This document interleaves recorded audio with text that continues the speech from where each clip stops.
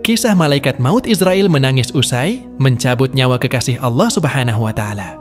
Tak dipungkiri, malaikat maut tergambar sebagai sosok yang menyeramkan dan raja tegak, sebab pekerjaannya adalah mencabut nyawa. Penggambaran malaikat Israel yang seram itu memang tak salah, sebab dalam Al-Quran, malaikat Israel juga digambarkan menyeramkan, utamanya saat mencabut nyawa orang kafir atau pendurhaka. Kalau sekiranya kamu dapat melihat malaikat-malaikat mencabut nyawa orang-orang yang kafir seraya memukul muka dan belakang mereka serta berkata, "Rasakanlah olehmu siksa neraka yang membakar. Niscaya kamu akan merasa sangat ngeri."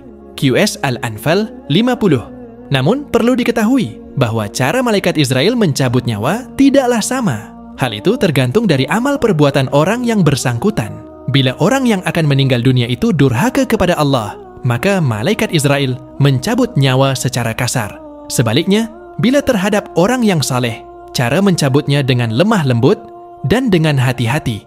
Namun begitu, peristiwa terpisahnya nyawa dengan raga tetap teramat menyakitkan.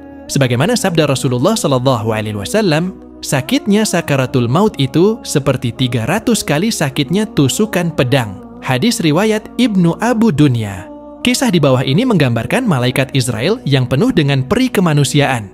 Sosok malaikat maut yang mencerminkan bahwa dia adalah makhluk Allah Subhanahu wa Ta'ala yang penuh dengan kasih sayang. Ini adalah kisah malaikat Israel mencabut nyawa Nabi Idris alaihi salam, kekasih Allah Subhanahu wa Ta'ala yang disebut Malakal Maut sebagai sahabatnya. Malaikat Israel bertamu ke rumah Nabi Idris. Masyhur diriwayatkan, Nabi Idris alaihi salam adalah seorang ahli ibadah, kuat mengerjakan sholat sampai puluhan rakaat dalam sehari semalam, dan selalu berzikir di dalam kesibukannya sehari-hari.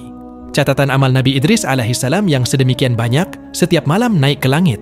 Hal itulah yang sangat menarik perhatian malaikat maut Israel. Maka bermohonlah ia kepada Allah Subhanahu wa Ta'ala agar diperkenankan mengunjungi Nabi Idris alaihissalam di dunia. Lantas, Allah Subhanahu wa Ta'ala mengabulkan permohonan malaikat Israel. Maka turunlah ia ke dunia dengan menjelma sebagai seorang lelaki tampan dan bertamu ke rumah Nabi Idris. "Assalamualaikum ya Nabi Allah." Salam malaikat Israel. "Waalaikumsalam warahmatullah." Jawab Nabi Idris alaihi salam. Nabi Idris alaihi salam sama sekali tidak mengetahui bahwa lelaki yang bertamu ke rumahnya itu adalah malaikat Israel. Seperti tamu yang lain, Nabi Idris alaihi salam melayani malaikat Israel. Dan ketika tiba saat berbuka puasa, Nabi Idris alaihissalam mengajaknya makan bersama, namun ditolak oleh malaikat Israel. Selesai berbuka puasa, seperti biasanya, Nabi Idris alaihissalam mengkhususkan waktunya menghadap Allah sampai keesokan harinya. Semua itu tidak lepas dari perhatian malaikat Israel.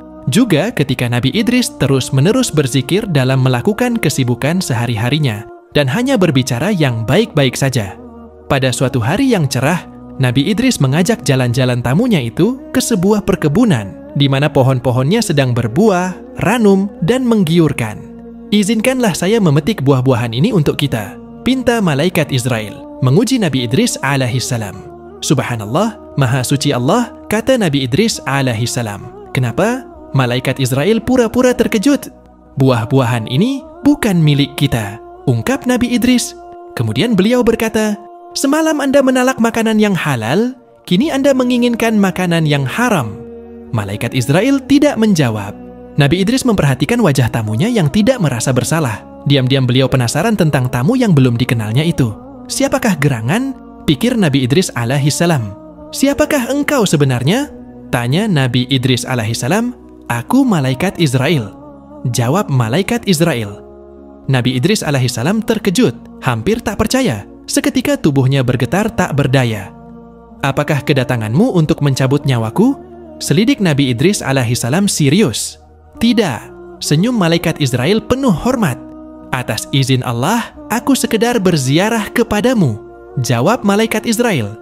Nabi Idris manggut-manggut. Beberapa lama kemudian beliau hanya terdiam. "Aku punya keinginan kepadamu," tutur Nabi Idris alaihissalam. "Apa itu?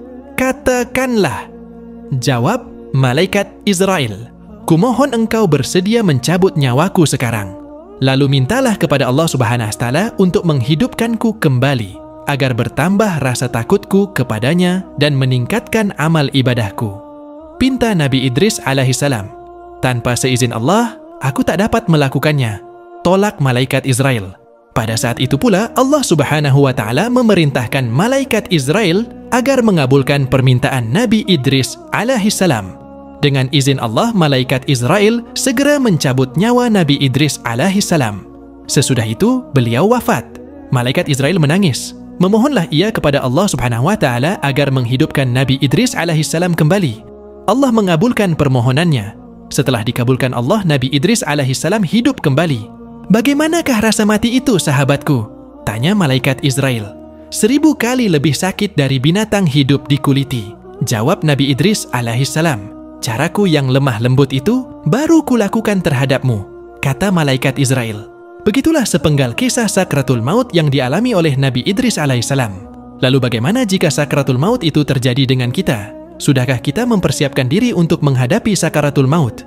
Imam Ghazali mengutip Atsar Al-Hasan mengatakan, "Demi Allah, seandainya jenazah yang sedang kalian tangisi bisa berbicara sekejap, lalu menceritakan pengalaman sakaratul mautnya pada kalian, niscaya kalian akan melupakan jenazah tersebut dan mulai menangisi diri kalian sendiri."